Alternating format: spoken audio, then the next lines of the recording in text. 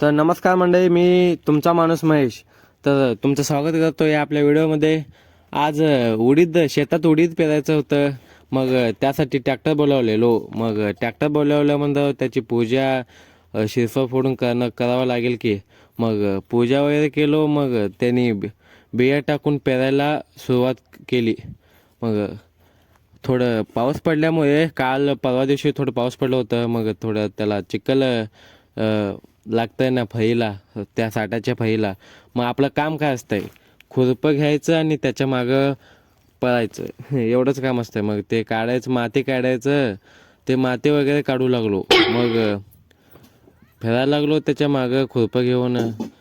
मग काय तर करावं, साठ्या तेवढ्या खास पडत नव्हत्या, पण चांगल्या पाटामध्ये पाणी जाईल असं पडत होतं.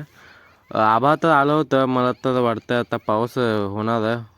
मग मन माझं आनंदित होत होतं. मग असं माझं हे मी असं का करतो, म्हणजे हे माझं ॲक्शन आहे. 50% शेत पेरून झालं होतं. मग अजून निम्मा राहिलं होतं. मग हे बघा, माती थोडं वल्ली पण होती. मग निम्मा राहिल्या म्हणल्यावर तिसरा बिया तर त्यामध्ये टाकावं लागणार की.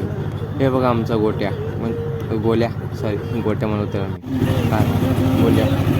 बघा बीज आणि बिया आणि खत कसं पडतंय.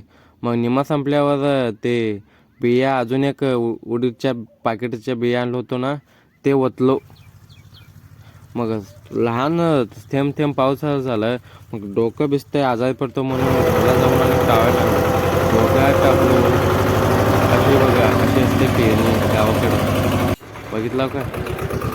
2-3 साठे ओल्या होत्या. मग तेलसाल, मराठीमध्ये काय म्हणतात कमेंटमध्ये नक्की सांगा. काही तेलसाल म्हणतात.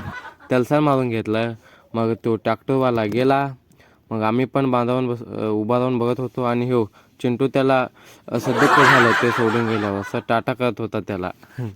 मग भेटूया तुम्हाला पुढच्या व्लॉगमध्ये. तोपर्यंत बाय बाय.